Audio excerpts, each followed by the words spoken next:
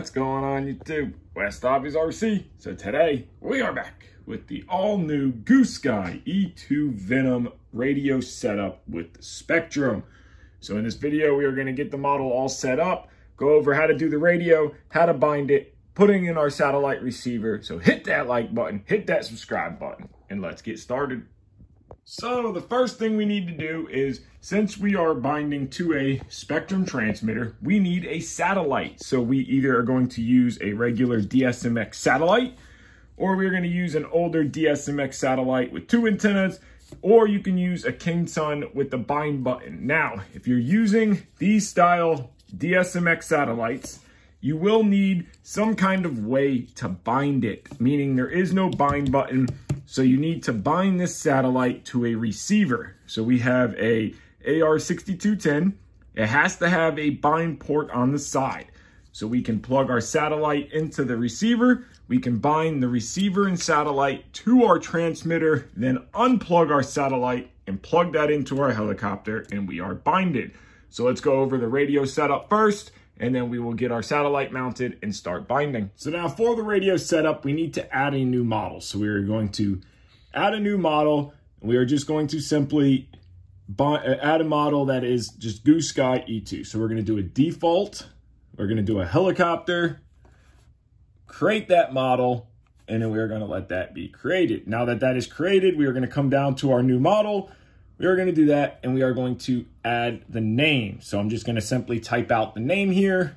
Now that our name is done, we are going to save that, and that is all we need to do here. So now we are going to back out, and you are going to see Goosky E2 UH-1Y. We can add a picture later.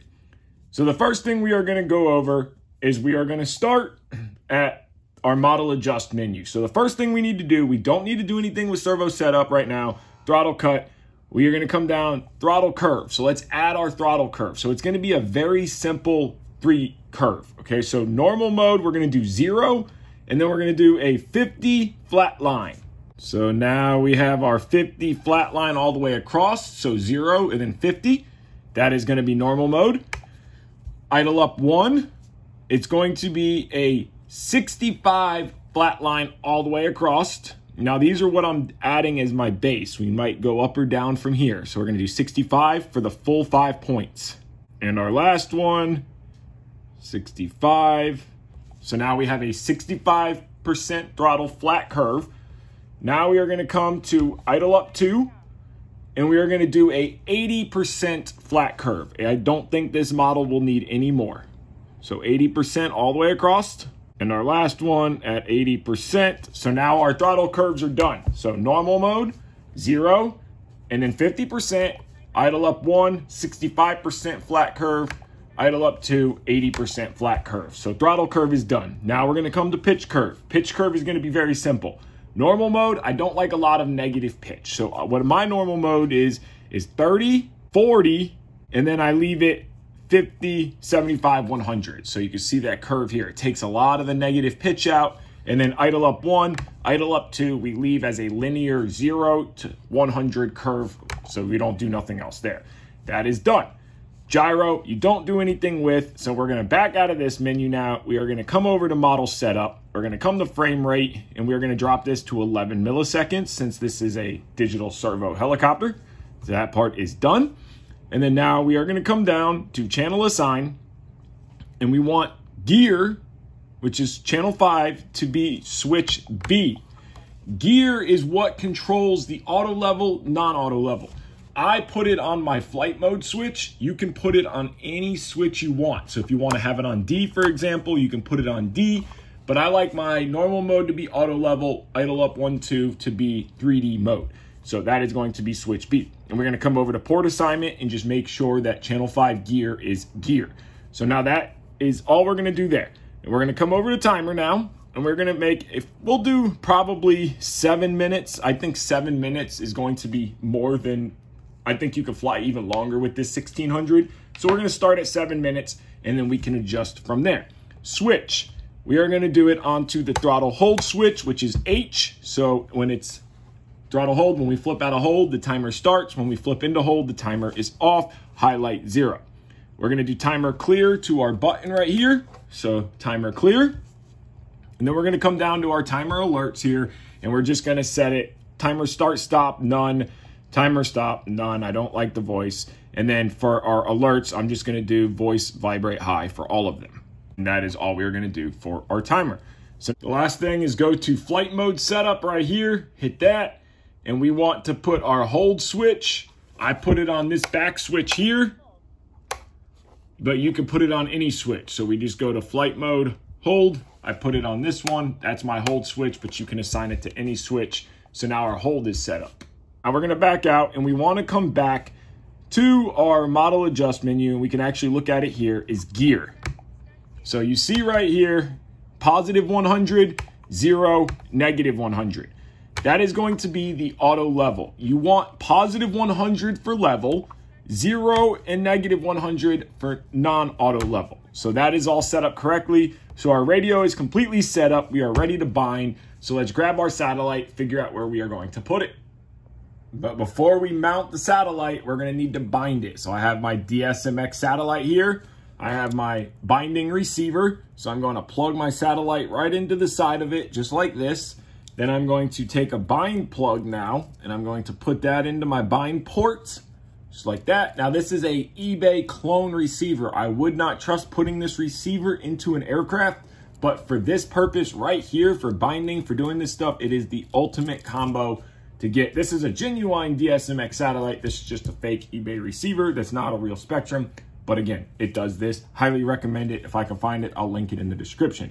So now we're gonna power our receiver up, and you're gonna notice it is flashing. So you see satellite flashing and the receiver is flashing. So now we are ready to go into bind mode. So we're gonna grab our transmitter, we're gonna power our transmitter on, and we're gonna go to bind, push and hold, and bind. And we're gonna keep the radio away. You're gonna see them blink for a second, go solid, and it tells you bind success, DSMX 11 milliseconds. So now our satellite is binded. But before we just pull the power, we're gonna want to unplug the satellite, unplug our bind plug, and now we can power down our receiver. Now we don't need this anymore, and our satellite is binded to our transmitter, and we are ready to install in the model. So now we need to find somewhere to put our satellite.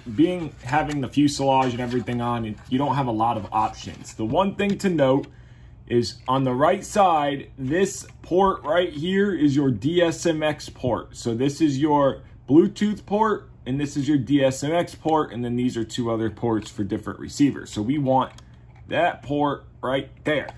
So what I think I'm gonna do is I just put some double-sided tape on the back of my satellite, and I think I'm going to install my satellite right down here on the side of this tray. So I'm going to slide my cable through here, and it's gonna come out over here. So I got a short, this is a 6-inch, might be a little too long, but we can make it work.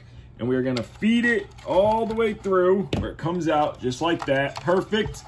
And then we are going to peel our double-sided tape off, and we are gonna try to get this down inside of there and stick it down so that way the wires or the antennas are this way, straight out and down. They're not going to interfere with, they're gonna be in front of the motor. So we're just going to kind of feed this into here. I'm gonna try to do it where you can see it, but where I can also do it. And then we're just gonna push that right there, just like that. We'll feed this antenna up. We don't want it to come through the door though, so we want it, there we go. We want that antenna to stay down there.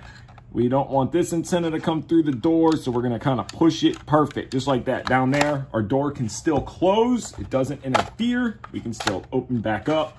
Our satellite is right there. And then now we are going to take this wire, and I'm going to just kind of bunch it up like this, put a nice little zip tie, and then this is going to plug in to that top port, just like that. You might need to use a little pair of needle nose to help you, but we're gonna just plug that guy in just like that. So now I'm just gonna tidy this wire up, and we will be ready to put the battery in and power it up for the first time. I got the zip tie on there. It's not the best looking, but it's clean, it's out of the way. So now we are gonna come back with our 3S 1600 milliamp battery, and that'll slide right in. It doesn't interfere with anything. So then we are gonna turn our transmitter on for the first time now. So let's power it up. While that powers up, we can plug our XT30 in. So our XT30 is going to plug in just like this. It has a holder there. We're going to set it down for a second and we're going to let it all initialize. Now it has initialized, so we go positive pitch, negative pitch, everything is working. We can go left, right, back, forward. That is all correct, positive, negative. So now we can flip off hold mode, throttle up. Pay attention to this light. It's a purple blue right now. That is auto level. So now, if we flip it up, you can hear it. It's trying to correct itself. If we go to idle up 1, it turns blue with a purple flashing. Idle 2 is blue with a purple flashing. That's his normal 3D mode. Gyro correction, but normal 3D. Tail. Everything is working like it should. Normal mode, throttles down, put it in hold mode. So now we are ready to put our blades on it and this thing is ready to fly. Blades are on. We are ready to fly. So I want to thank you guys so much for watching this video. I hope it has helped you set up your all-new Goosky E2 to your Spektrum transmitter. Yes, we used an iX14, but everything is the exact same for all Spektrum radios. So I want to thank you guys so much for watching. If you haven't already, hit that like button, hit that subscribe button. Take care and have a great day.